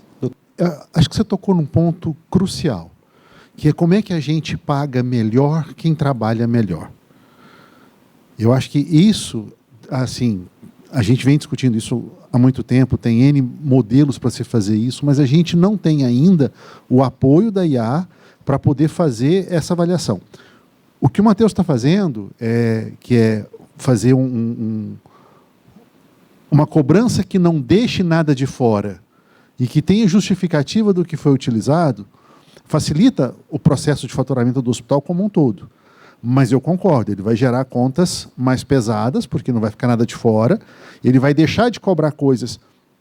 Deixa eu voltar um pouquinho no tempo. Quando eu montei meu hospital em Aparecida pela primeira vez, meu primeiro hospital, o Hospital de Olhos Aparecida, há 24 anos atrás, a gente começou a construir. Eu inaugurei há 22 anos atrás. Eu fui ser auditor do IPASGO, porque eu queria entender como é que o convênio pensava. Eu trabalhei como auditor do IPASGO durante 3 anos, foram os piores 3 anos da minha vida. Porque eu fazia algo que eu não gostava, que eu não concordava, mas que eu precisava entender. Eu precisava compreender aquilo. E muitas vezes eu chamava os colegas da oftalmo. Uma catarata pagava, na época, R$160 de MatMed. Eu chamava os colegas da oftalmo e falava, quanto é que o IPASGO paga no MatMed? Falei, 160. Falei, beleza. Você me cobrou quanto? Eu te cobrei 145. Falei, tá, só que você vai receber 30. Pô, peraí, vem cá. Você usou lente? Usei. Você não cobrou. Você usou fio? Usei. Você não cobrou. Você usou metil? Usei. Quantas? Uma. Pois é, você está me cobrando 6. Eu não posso pagar 6 numa cirurgia que cobra 1. Então, assim, você está me cobrando dentro do preço, mas você está me cobrando tudo errado. Chama a tua faturista que eu vou ensinar ela. Aí a gente fazia esse trabalho para poder organizar, porque facilitava a minha vida no final também como auditor, a coisa via certinha. Hoje a IA consegue fazer isso para a gente, mas, de novo, é o que você falou, a gente paga pela ineficiência. O cara que tem complicação tem uma fatura maior. Por quê? Porque esse paciente vai ficar mais tempo internado, porque ele vai gastar mais medicamento. Então, hoje eu premio a ineficiência. Como é que eu mudo isso premiando a eficiência? Que é a grande questão que você coloca e que eu acho que tem que ser levado em conta, Matheus. Fica o insight, porque isso vai fazer diferença. Como é que eu remunero para o cara que faz bem feito e tem um bom desfecho? Por que eu não posso pagar para ele mais do que eu pago para o cara que tem um pior desfecho? Eu acho que esse é um caminho que a gente precisa evoluir. Não acho que tem ninguém olhando para isso. Acho que esse insight seu, ele abre uma porta para quem realmente trabalha com isso. E eu acho que deve ficar registrado isso. Parabéns pelo raciocínio.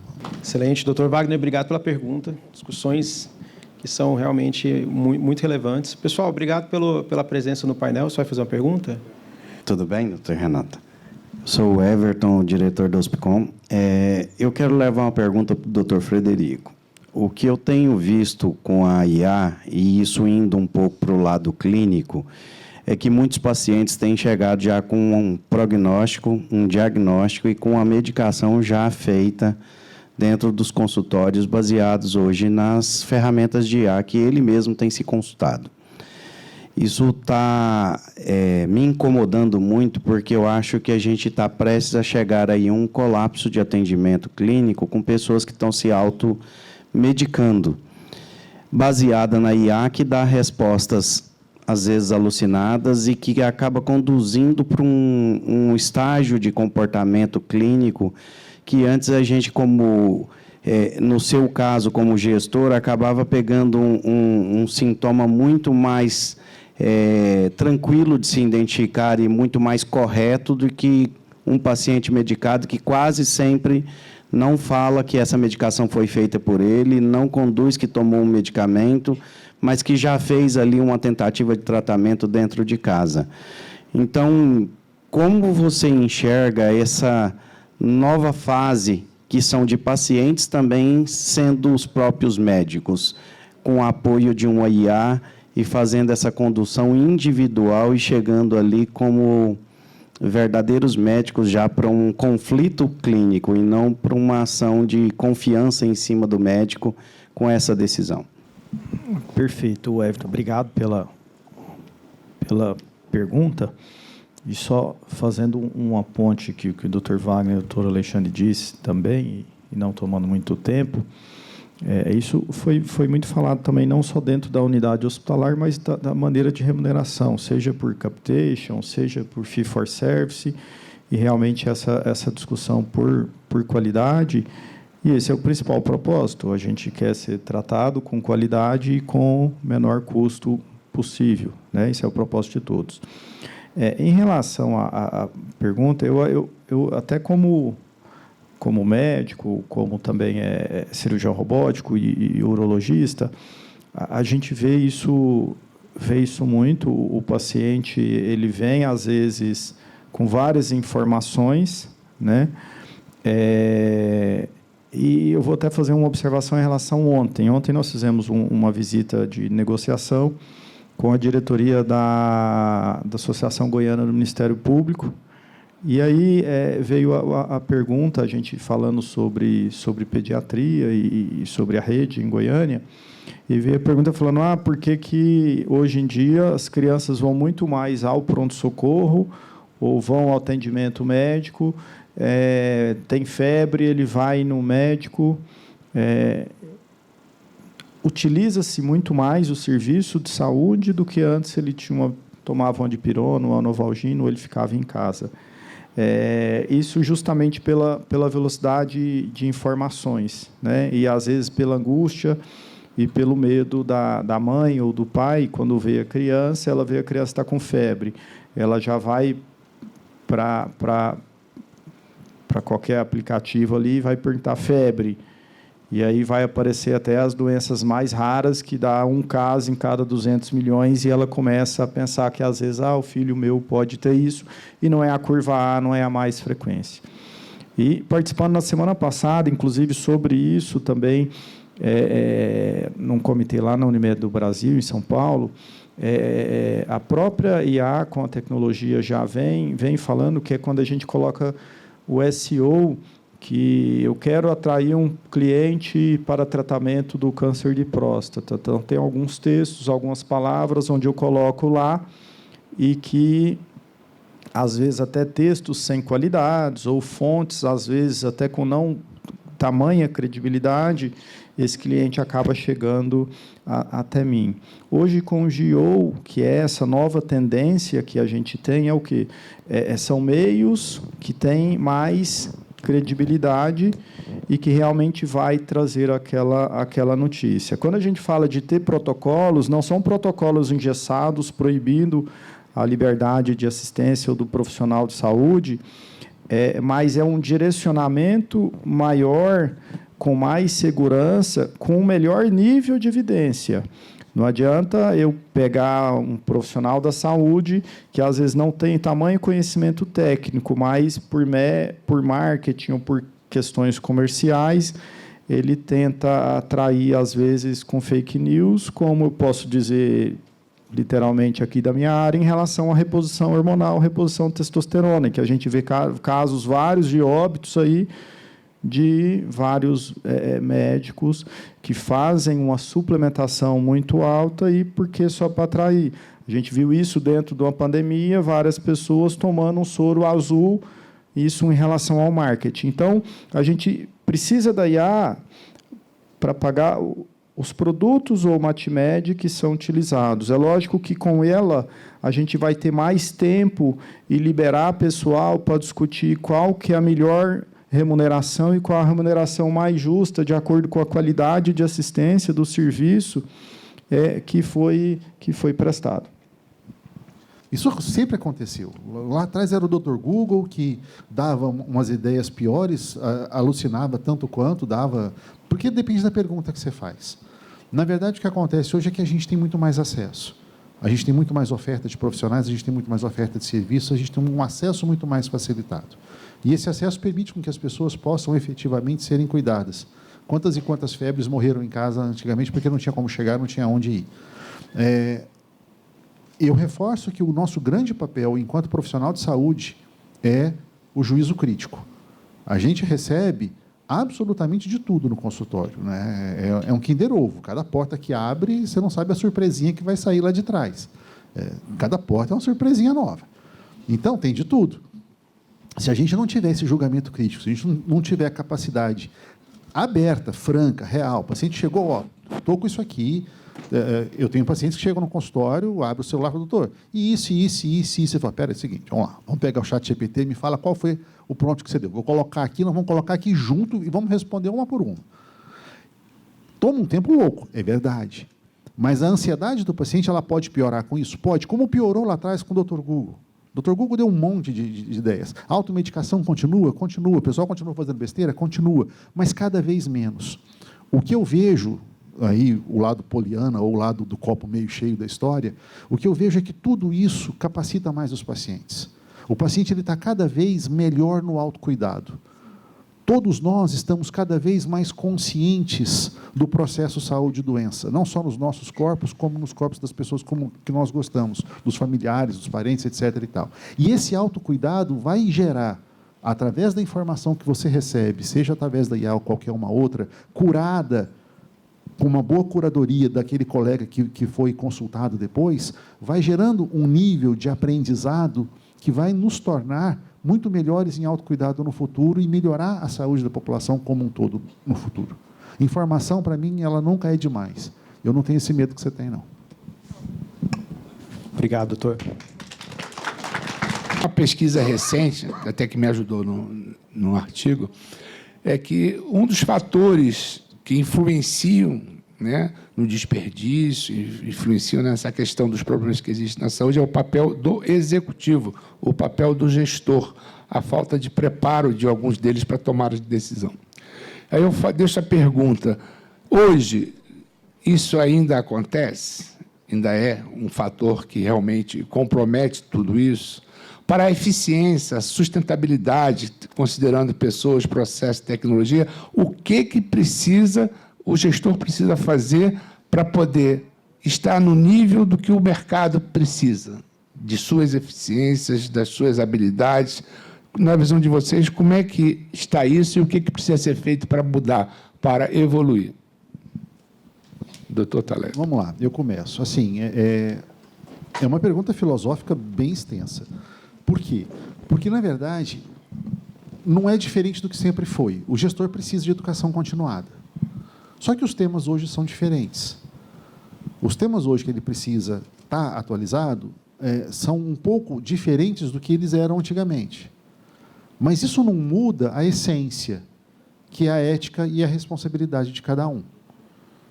Então, eu tenho gestor que é consciente, que é atualizado, mas que eticamente prefere comprar o pior equipo, só para a gente ficar no exemplo do equipo aqui, porque ele é mais barato. E isso vai gerar uma série de transtornos e ou complicações e ou despesas na cadeia para baixo, porque esse cara pode estar super atualizado em A, mas se esse cara eticamente for um cara comprometido, se esse cara estiver focado, eu brinco lá no meu hospital, quando os residentes entram, eu brinco com eles que eu não estou preocupado deles virarem oftalmologistas. Eles vão ver tanto paciente, eles vão fazer tanta refração, eles vão fazer tantas vezes que eles vão virar oftalmologista em 3 anos. Minha preocupação é eles saírem de lá sendo gente. Eles lembrarem que quem está do outro lado da mesa é um paciente e que, se deu o trabalho de sair de casa para ir lá no hospital, ele tem uma dor que, por mais boba que possa parecer para ele, para aquele paciente aquilo é relevante. Então, a gente tenta ensinar para eles e botar na cabeça deles que dinheiro é consequência, dinheiro não é objetivo. É consequência de um bom trabalho, é consequência de uma credibilidade, é consequência de um trabalho bem feito, ele vai ser bem remunerado por conta disso. A gente vê nos gestores a mesma coisa. Os gestores que encaram a remuneração final como consequência de um bom trabalho, etc. e tal, e são caras que têm a sua ética e que fazem o seu dever de casa e se atualizam e estão sempre tentando estar no limite do possível da tecnologia dentro do que há capacidade de investimento, esses caras são os melhores, são os mais procurados e estão o nego se estapeando por eles. Agora, a gente tem, infelizmente, muitas pessoas ainda com déficit de formação, pessoas que ainda não conseguem fazer a atualização necessária, pessoas que têm um julgamento crítico ou ético que são questionáveis. Então, não tem uma resposta fácil para essa sua pergunta. O que precisa? Precisa de muita coisa, né? A gente tem muita gente boa, a gente tem muita gestão bem feita. A gente vê isso acontecendo e a gente tem aqui o privilégio, no nosso Estado, de ter colegas, assim, capacidade de profissionais aqui no Estado, eu não discuto. Nós temos profissionais extremamente capacitados. Capacidade hospitalar instalada, a gente já teve muito pior há um tempo atrás, hoje a gente também tem capacidade hospitalar instalada fantástica no nosso Estado. Falta gestão? Em muitos casos, sim. Às vezes não no topo, às vezes no meio do caminho ali. Não é fácil encontrar bons gestores comprometidos e que tenham essa visão da educação continuada para poder estar atuando em tudo isso. Mas isso dá uma discussão monstruosa, cara. Eu tenho muito a acrescentar nisso, não. Assim, eu concordo bastante com o doutor Alexandre. Eu acho que os princípios são os mesmos, né? Assim, acho que muda a forma de fazer, os princípios são os mesmos. Mas uma coisa que um gestor me falou uma vez que eu achei que é legal, assim, você não pode nem se achar melhor do que todo mundo, no sentido de que você já é dono da verdade e que o seu jeito é o melhor e que não tem o que mudar.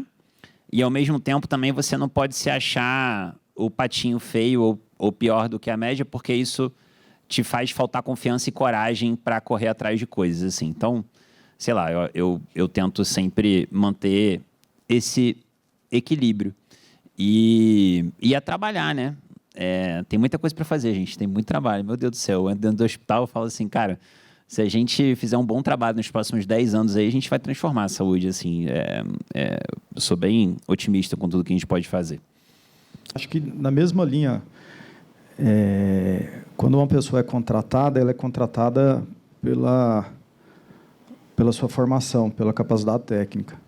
E a maioria das pessoas são desligadas pelo caráter, pelo relacionamento. Então, acho que o principal da nossa cultura, isso não só na saúde, é a gente priorizar isso, a questão da ética, do caráter, dos valores.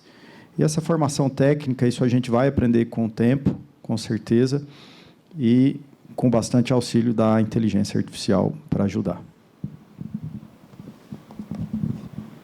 Presidente, 2 centavos de complemento aqui ao painel. Eu vou citar uma lógica de raciocínio que ela vai se servir da medicina, do profissional médico, mas ela, com certeza, se aplica a outros contextos. É muito interessante como, aqui falando do ambiente hospitalar especificamente, o médico ele forma e ele não entende nada de como o mercado de saúde funciona. E acaba que a lógica que ele não consegue entender de como o mercado de saúde funciona e como ele tem poucas habilidades além da técnica, ele talvez dê muito trabalho para a gestão, de um modo geral. Para os colegas, para a gestão, etc. Isso é o talento que acabou de entrar no hospital. Aqui eu estou falando de coisas simples, até de PJ ou não, e outras coisas bem simples. Não só a questão de prescrição, de entender como o sistema funciona, dos fluxos e etc.